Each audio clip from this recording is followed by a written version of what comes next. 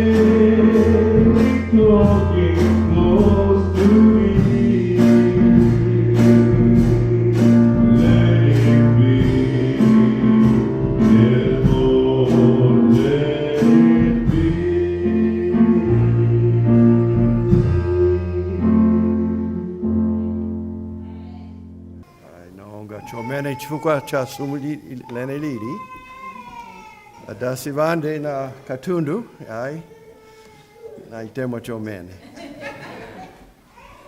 dada vitu watatu au wakawa wabwenzi wapantima nadi enyana tikwa kumbusta makora chomene.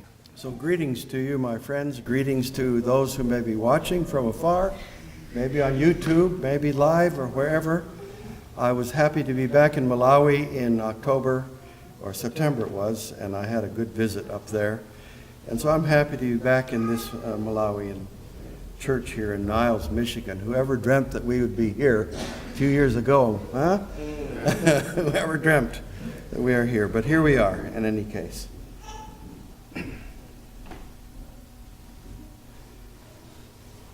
So the events of recent years have made me think a lot about Malawi, that big storm that came from Mozambique side and from Madagascar side.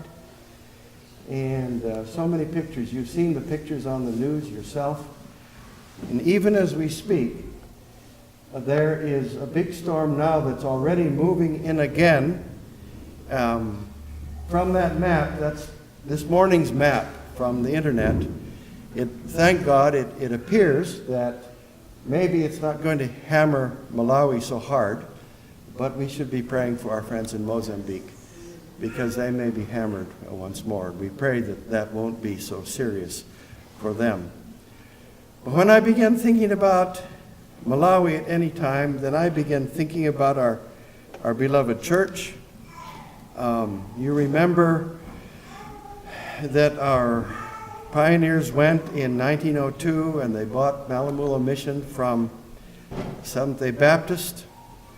The first missionary group was by Thomas Branch, an African-American couple, and James Booth. James Booth didn't stay with the Adventists very long, only a short time, and even Branch wasn't there a very long time.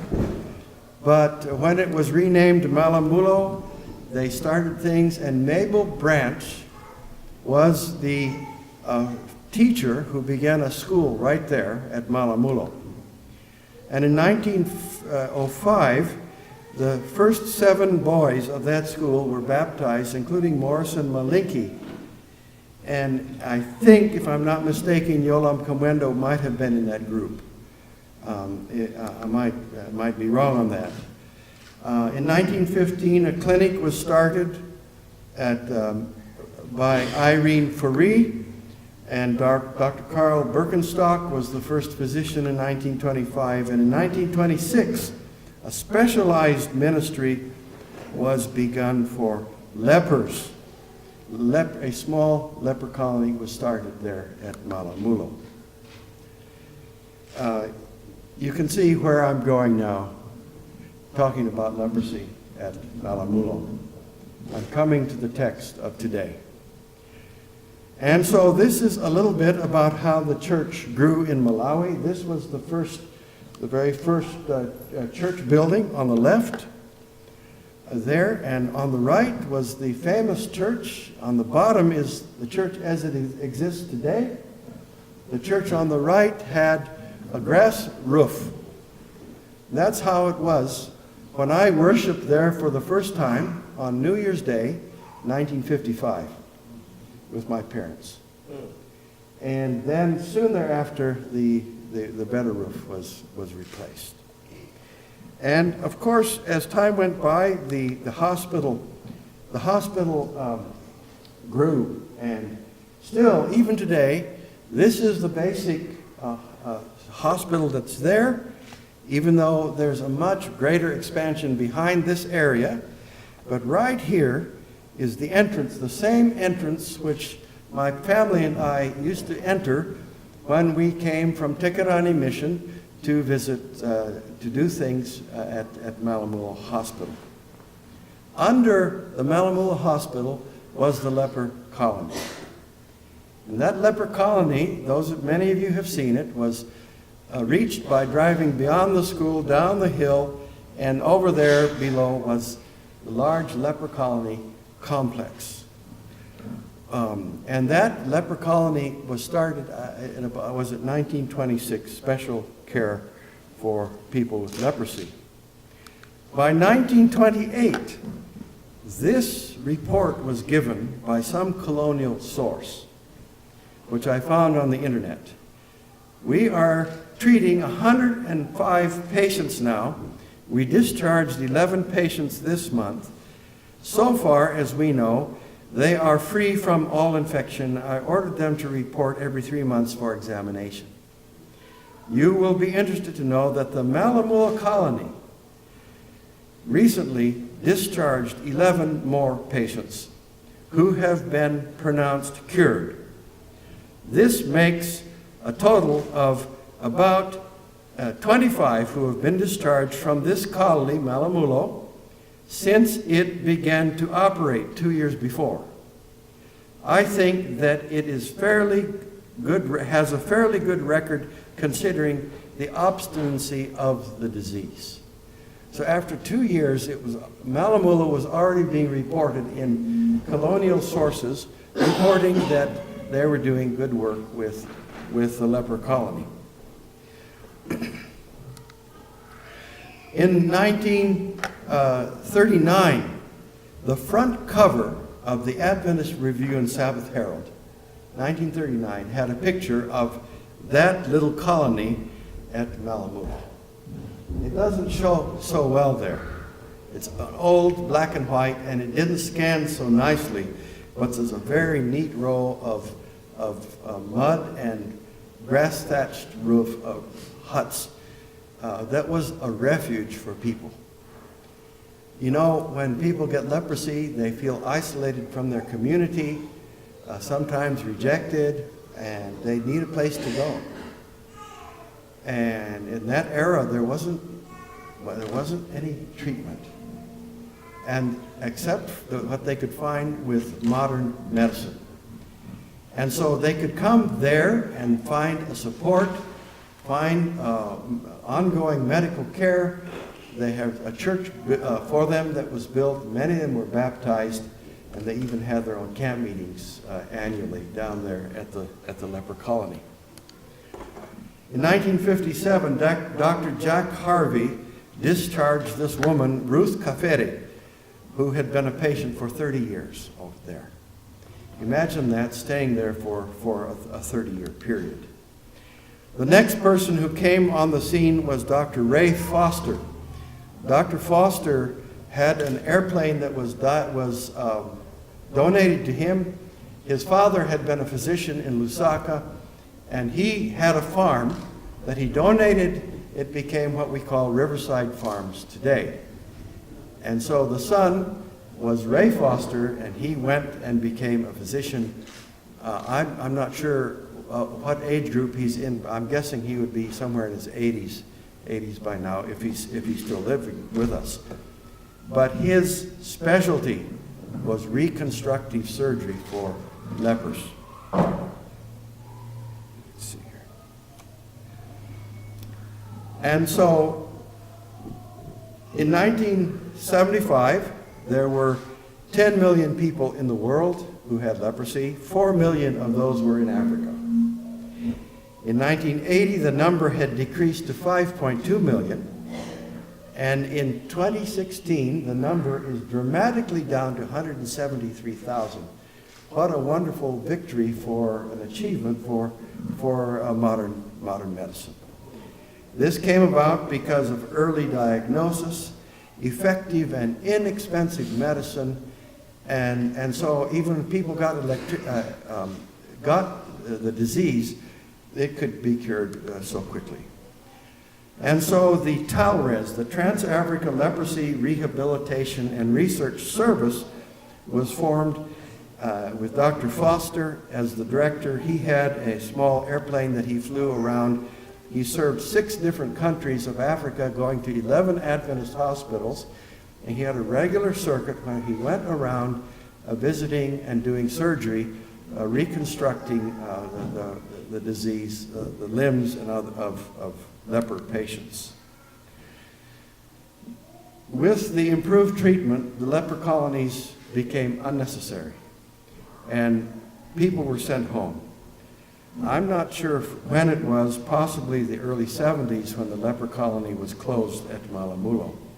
It was replaced by the Lower Shiri Leprosy Control Program at Ngabu with over 1,000 patients. They had a circuit with bicycle riders who took the dapsone medicine. They delivered the pills to the people who needed them to make sure they took them on a regular basis. And these inexpensive pills could be taken, and the people got over their leprosy quite readily. Now, you know, on television and on the radio, these days, people give a warning when there's something shocking coming up. And so I can give that warning too. What is leprosy? Leprosy. Cut. We don't know what it is. Here's what it is. Here's what it is. In so many ways, those people who looked like that used to be found all throughout that Malamulo leper colony. This was an incredibly debilitating disease. And Mwami was another place. It used to be in the Malawi Union, the Southeast Africa Union used to include the eastern province of Zambia. And so these patients were there, suffering desperately, but receiving helpful treatment that eventually could restore them. In the ancient world of biblical times, leprosy is recorded back as early as 3000 BC. It was considered the worst of all diseases. It afflicted everybody, no matter how rich people would be, how wealthy, how powerful, it didn't matter. We have the story of Naaman in the Bible, who had leprosy. It attacked every part of the body from the top, from the head to the toe. It could destroy the mind. It was the worst thing, and there was no cure for leprosy in ancient times. It was a kind of terrible progressive death in which a man dies by inches. Josephus said that lepers were treated as if they were, in effect, already dead men. And, of course, Moses had, the Mosaic Law said a lot about leprosy. The Lord spoke to Moses and Aaron, saying, when a person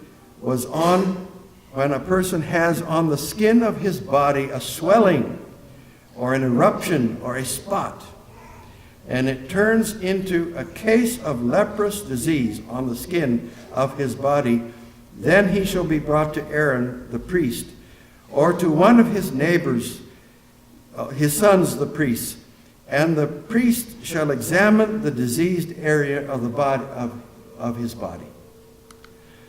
Now, if you read the rest of those chapters, there's a detailed diagnostic procedure. They specified time periods. Come and then come back in 7 days, come again in 7 days, and so on. And even mentioning the color of the skin, is it red or is it green? Amazing.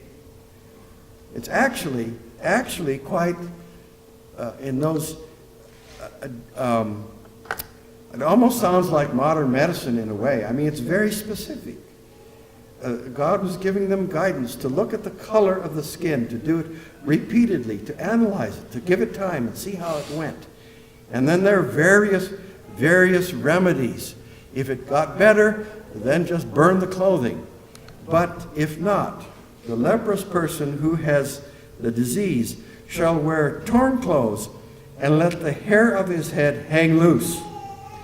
And he shall cover his upper lip like this. He should cover his mouth like this so that he doesn't put any saliva on people. And he should say, unclean, unclean. He shall remain unclean as long as he has the disease. He is unclean. He shall live alone. His dwelling shall be outside the camp. And that's a hard place to be, outside the camp. He is a leper. In ancient times, being a leper was a terrible thing. This Mosaic Law had a dual function. The first one was, public health. In pre-modern days, it was a very enlightened way of treating leprosy. The best that they had available. It was also to provide ritual purity under the ceremonial law and the sanctuary system, so that when people would go to pray, they would be ritually pure. Well, the ceremonial system was set aside. We don't think about that anymore. We wouldn't say that a sick person can't come into church this Sabbath morning with us. He only has to, because of ritual impurity. We might say that if a person had a contagious disease, then they shouldn't come. Maybe they'd give it to somebody else. But we don't think about ritual as in the Old Testament times. And so then comes Jesus onto the scene. 1,500 years after the time of Moses, here's Jesus Christ.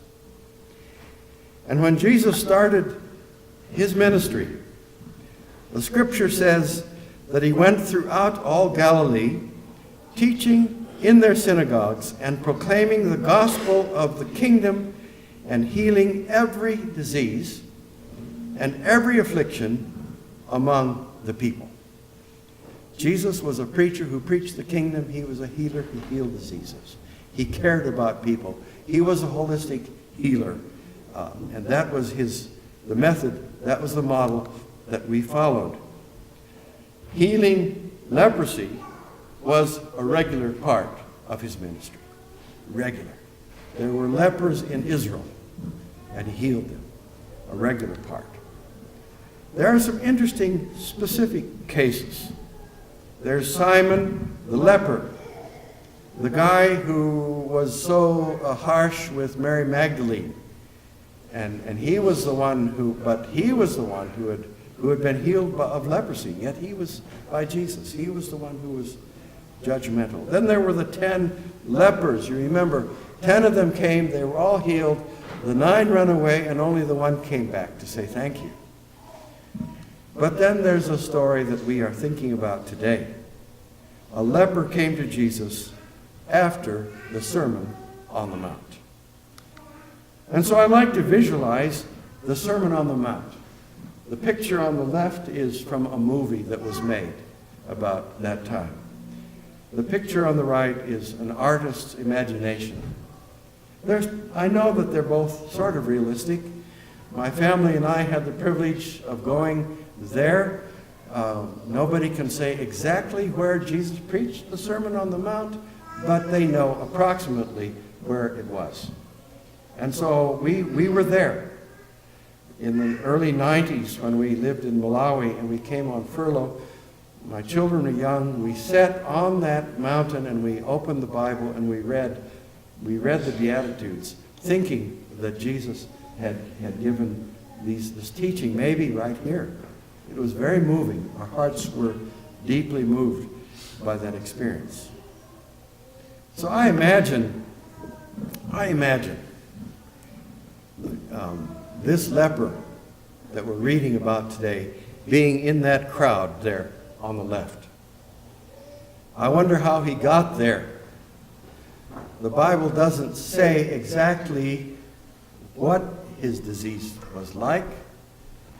The disease could include many things, and whether he was missing something from his body, or whether it was, but in any case, he was a leper. He came secretly, maybe concealing himself. Somehow he got there without being chased away, and he managed to get close enough to Jesus. That in itself was an act of bravery and of boldness and an act of faith. And so I want to read the text again, but I want to read it in Chitumbuka and Chichewa, and I would like 2 volunteers. Let's hear from 2 ladies, please. 2 ladies. Help us with the microphone here. Does this one work? Yes. Okay. Help us. We want one lady to read in Chitumbuka and somebody in Chichewa. If you can see here the words on there. Chichewa. Ndipo pakutsika pake paphiko anamtsata mpingo yambiri yacho, ndipo onani wakhate anadza namugawira iye nanena, Ambuye ngati mufuna mungathe kundikonza. Ndipo Yesu anatambalitsa dzanja lake nakhudza iye nati, ndifuna, takonzedwa. Ndipo pomwepo khate lake linachoka. Chitumbuka. Yesu akatumika kufuma kuphiri, mizinda ikulu ikamulondeza. Munthu wa vyoni wakiza kwa iyo wakachikama pandazi pake wakati, Mfumu, usange kuphumba mungatitozya. Yesu akanyorosa oko lake wakamukhwaza wakati, Inya mkuphumba, tozeka. Penipako wakatozeka kuvyoni vyake. Amen. So let's look at it now. together. When Jesus came down from the mountain, large crowds followed him. Imagine that picture. They have been hearing his wonderful teachings. They've been amazed by what he says. They've enjoyed what he says. They've been blessed. And now they're following him. Maybe he's going to say more. Maybe he's going to say more. And so the leper, whose name we don't know, was not able to come in a secret place to find him, not like Nicodemus, who came in a secret place. But he came in a public place, surrounded by the crowd. And the leper came down and bowed before him, and he said, "Lord, if you are willing, you can make me clean." Notice the submissive attitude. Not, "Lord, man, I'm a guy who has some cattle or some sheep, or I have some money. Heal me, and I'll make a donation to your ministry." Or, "Lord, if you'd heal me, I can become one of your big apostles. I have talents that I can use in your service." Nothing like that. "Lord, you have to heal me. I've been a pretty good guy. You know that before I got leprosy, I had a family. I was a faithful family man, faithful to my wife, good to my children, giving good offerings at the temple, always saying my prayers." Huh? No. "You can make me clean. You can do it." Not, "I'm thinking perhaps you can do it. I saw you do something over there. Maybe you can do mine also." No. Just a simple thing. And Jesus stretched out his hand and touched him. What was it? Anatambalitsa Zanja?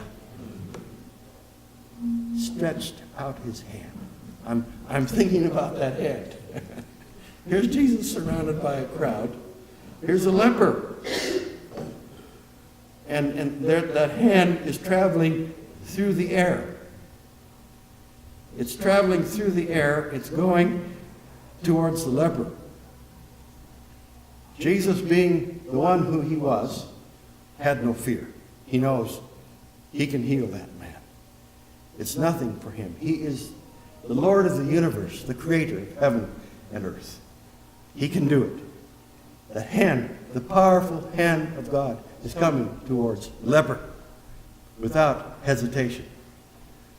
But from a human perspective, here is Jesus, the teacher, whom the people like to hear, and there is this leper, this crazy leper. And people are watching and saying, "Well, Jesus, why is he doing this?" And so William Barclay says to a Jew, there would be no more amazing sentence in the New Testament than the simple statement, "And Jesus put forth his hand and touched the leper." He touched him. Touching a person is so important. When I have my annual physical, I just had it a few weeks ago, I go to the doctor's office, and he does all of his tests with me, and somehow when he touches me, different places, to see how I'm doing, those touches are so significant. The touch of a child. I'm blessed with 4 grandchildren. When those little ones come and hold my hand, that touch. When we touch our spouses, when we shake hands with important people, all of these things are so important. Jesus reached out his hand and touched him. And he said, "I'm willing. Be cleansed. I'm willing. I'm willing." That's all it takes. He was willing. Jesus is always willing. He's always willing. And immediately the leprosy was cleansed. Immediately leprosy was cleansed. I'm enchanted by the word cleansed. In my lingo, I would have said healed. And I don't know what that meant. As I've said before, we don't really know what the disease was. We saw some pictures where people were missing hands, people missing feet.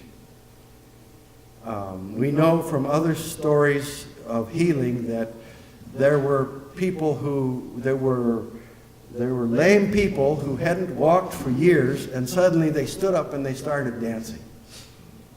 So obviously their legs, their bones, the bone structure itself was changed, and they were able to walk. But still, the Bible says cleansed. Well, let's look at this word katharizo. That's the Greek word. To make clean, or to cleanse.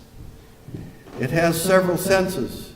The first sense is a physical sense, where the physical stains and the dirt, such as cleansing utensils or cleansing food, or cleansing a leper, or to remove by cleansing.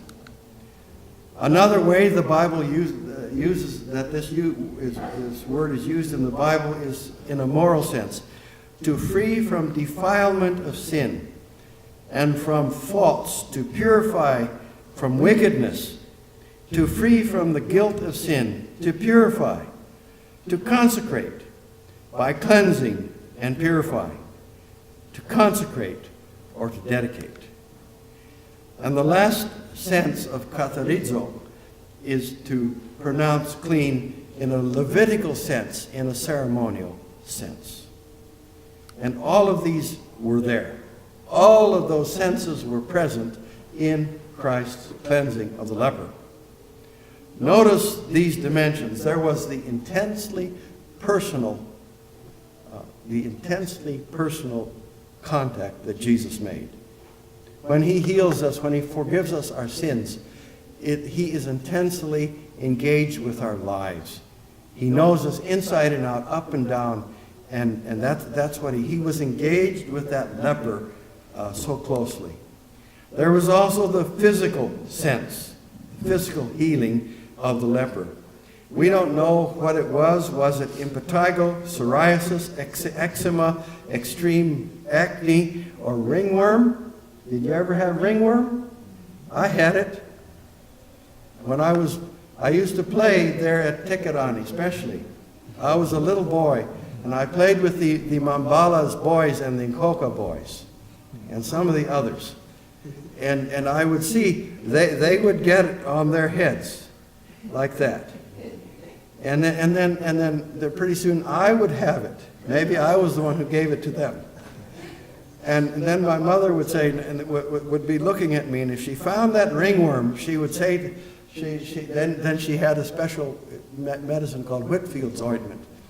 And then every day she would take that Whitfield's ointment and she would rub it wherever it was on my body, often on my legs, twice a day, rubbing Whitfield's ointment to get rid of. And then the Mambalas and the Nkoka boys would come, and if she saw them, she would also put it on them because she was afraid they were the ones who were going to give it to me. And so that's how it was. Well, I don't know if in the time of the Bible whether ringworm would have been called leprosy or not. But there were a number of diseases that might have been included. The disease, the real disease, leprosy today is called Hansen's disease. And this is where the impulses are lost, the nerve impulses. People injure themselves. Women are cooking sema by the fire, and without knowing it, they put their fingers right into the fire. The fire burns the end of their fingertips, and they don't feel it. And they lose a little bit, and then they do it again. That's how the hands disappear. Little bit by little bit, they hurt themselves, and it disappears. And Jesus healed the physical part also. In the moral, ethical sense, he cleansed this man's life. In the ceremonial sense, he made it so that this sufferer had access to worship again. He would no longer be excluded. He would visit the priests. They would check him out. They would say, "You are clean. You are once more able to go to church." What a blessing that would be. I remember the last time I took my dad to church. Pioneer Memorial. Whoa. You know, for a man like my father who was almost born inside the church, not literally, but he grew up in the church. He lived in the church. He was a church man from the top of his head to the bottom of his foot. The last time I took him to church was a couple of years before he passed away, and I had to hire one of these wheelchair vans to take him to the church, and then I took him into the church building, and then at the right time the van came back and took him back to the place where he was living. It's a serious thing to be cut off from church. People who like to go to church want to go to church. And so this was no small thing that Jesus did to this sufferer to make it possible for him to go to the temple or the synagogue to worship God as usual. And there was the social, relational curing that God gave him. Relationships with his family and community. Was he married? We have no idea. If he was married, then the door was open. He could have returned to his wife. If he was single, the door was open. He could have married if he wanted. Or he could have, all the normal parts of family relations and social relations were reopened to him because of Christ's healing. So I want to learn as I come near the end. I want to learn 5 lessons from this story today. 5 brief lessons. The first is the extreme seriousness of sin. My brothers and sisters, we forget how serious it is. I do sometimes. But remember those pictures of Kate, Gianni, leprosy. Just remember those in your head. Sin has done the things to our moral, ethical, spiritual being that leprosy does to the body. It isn't something to play with. Our lives are short. They can be cut off at any time. So my son is a student at Asbury Theological Seminary in Kentucky. And so he's in his PhD program, but one of the other students who's in the MDiv program, last Saturday, 1 week ago today, this young man had a car accident and his life was snuffed out like that, just like that. And we've had those accidents in our own community here. They happen to us. That's how human life is. That's number 1 lesson, the first lesson from this. Don't say, so I say, I look at how old I am and I think, my dad lived until he was 90, so that gives me quite a few more years. I'll be good, and when I'm 89, then I'll get things right with the Lord. No. This is not something to do. It's wise. The second, though, is the extreme power of God to cleanse the sinner. Praise God. He can cleanse us. He sanctifies us. He justifies us. He sanctifies us. And he will glorify us when he comes again. We will be restored pure and perfect 100% when Jesus comes again. And it must be called an extreme power. If the power of sin is extreme, then the power of God's grace is even more extreme because it does more. The third, and from Desire of Ages, the work of Christ in cleansing the leper from his terrible disease is an illustration of his work in cleansing the soul from sin. The man who came to Jesus was full of leprosy. Full of leprosy. That makes me think I don't know what he had, but probably it was more than a ringworm. Its deadly poison permeated his whole body.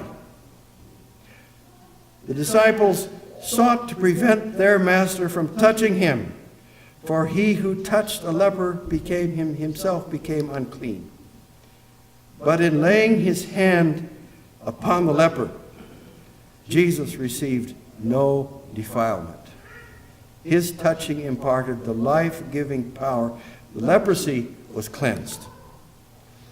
Thus it is with the leprosy of sin, deep-rooted, deadly, and impossible to be cleansed by the human power. The whole head is sick, and the whole heart faint. From the sole of the foot even unto the head, there is no soundness in it, but wounds and bruises and putrefying sores. That's without Christ, this is our condition, just like the leper. But Jesus, coming to dwell in humanity, receives no pollution. His presence was the healing virtue for the sinner. The third lesson has to do with sowing and reaping. Now the Bible says in Galatians 6:7, "Do not be deceived.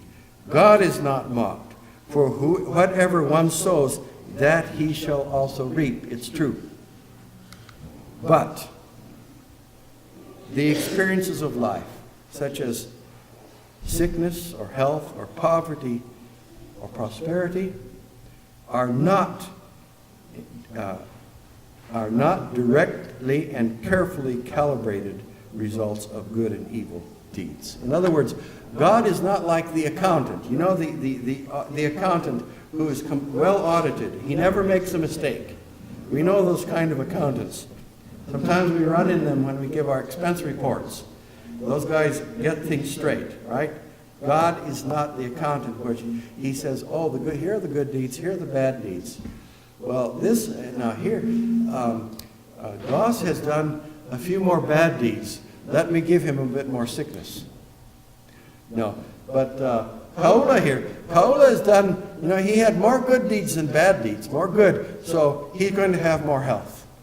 No, that's not how it works. That's not how it works.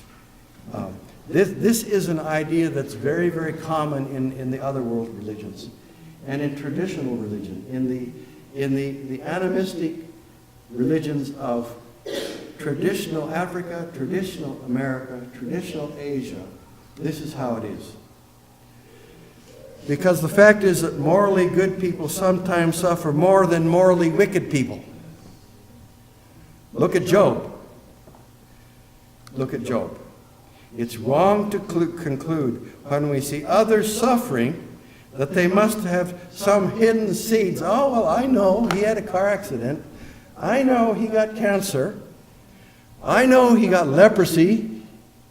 Oh, well, he's been hiding so cleverly. Somewhere he's been sinning and sinning and sinning, and we don't know it, but somewhere it's caught up with him. He deserves what he got.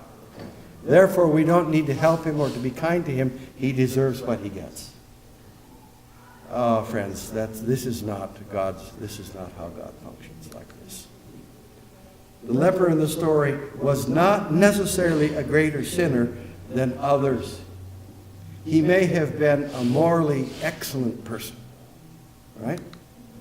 Number 4, not all suffering is caused by curses and evil spirits. But if it is, God can rescue, heal, and save the sufferer just as much. Now, suffering does come from such things. We know it. We know it. The Bible's the text doesn't suggest that the lepers, that this guy was suffering from demons or curses or evil spirits. It doesn't say so, but there were other people that Jesus healed who were suffering from those things. Fact is, Jesus has equal power to heal diseases that are caused by germs, and bacteria, and those that are caused by evil powers. Equal power. We know that. Scripture says we do not wrestle against flesh and blood, but against the rulers, against the authorities, against the cosmic powers over this present darkness, against the spiritual forces of evil in the heavenly places. These are real forces, real things that happen.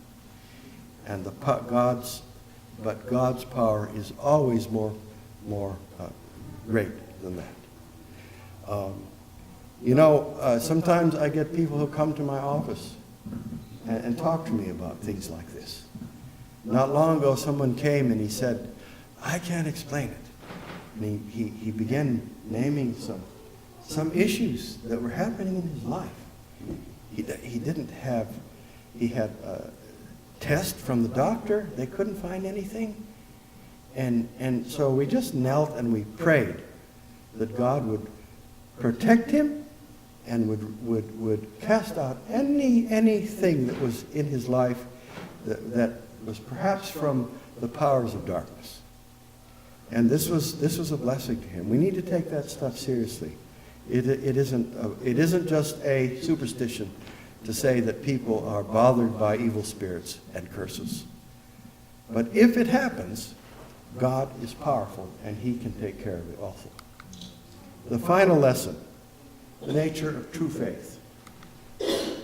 Now, we learn actually the same basic lessons. If you read the next story about the centurion, you get another example of true faith. It must have been that Matthew, who wrote this book, and the other writers of the New Testament wanted us to understand true faith because they gave us these stories together, the leper and the centurion, and they actually have the same lesson together. Faith is simple, like the faith of a child asking for a banana. So if my grandchildren are visiting my house and they see those bananas in my kitchen, and they say, Korea go. Butandi patsa tochi. Huh? Think of that childlike faith, huh? He knows, this little boy, this little girl knows. Grandpa has a banana. Grandpa is capable of dambasuling his hand to the banana, and he's capable of bringing him the intochi so that he can eat the intochi. Now, my friends, is that so hard? That's a simple thing. Jesus said we should be as little children. So first of all, faith then is something simple. It isn't something so complex. It's not a matter of finding beautiful prayers and precise spiritual formulas. The traditional religions of the world think that for something to happen you have to give enough money to practitioners, and the practitioner then has to make juju in the exact right way. Maybe there's 10 things he has to do, and those things have to be done in the right way. He has to say 10 things. Those things have to be said in the right way. Now, if the healing doesn't occur, then they say, oh, well, that guy, he instead of saying 1, 2, 3, 4, he said 1, 3, 9, 6 or something. Therefore, it's just a mechanical thing, Buddha. And so then they go and try to find another practitioner. Maybe he's going to say 1, 2, 3, 4. The first one said 1, 2, 3, 9, 6. This one is going to know how to say 1, 2, 3, 4. No. This isn't what faith is about in the Bible. It's not a fancy formula that some expert knows how to speak. Faith is not trying to hype oneself up to a fever pitch of emotions. If I can feel excited enough, more excited, let me start jumping. Let me jump in church. Let me scream in church. Let me, get myself just vibrating with emotion. Then maybe God will answer my prayer. No. Faith is submissive, not manipulative. The traditional religions are manipulative. If the practitioner does things right then the spirits must return. They must answer right. They cannot do otherwise. Because they said 1, 2, 3, 4. Therefore, they must answer right. Right? So faith is not trying to add conviction upon conviction until God is obligated to do what we ask. I believe, I believe, I believe, I believe, I believe, I believe. If I say it 1,000 times, then God is going to, sometime, then God will be forced to do what I ask. No, that's not right. The strongest faith and the best obedience do not produce an obligation for God to fulfill what I ask for. There's nothing that I can do that obligates him or forces him to do what I ask. I come as a child saying, Bambo, give me touch. The child cannot force me to give him a banana. But the child comes submissive saying, please, Bambo, I'll go. Let me have that banana. Well, we've talked about leprosy today. We started looking at the Malawi leper colony. We looked at the story of healing in the Bible. One leper was healed. Praise God. Today, there is no leper colony at Malawi. Praise God. It's not needed. Praise God, when people get it, they're healed quickly. That the number of lepers has greatly diminished.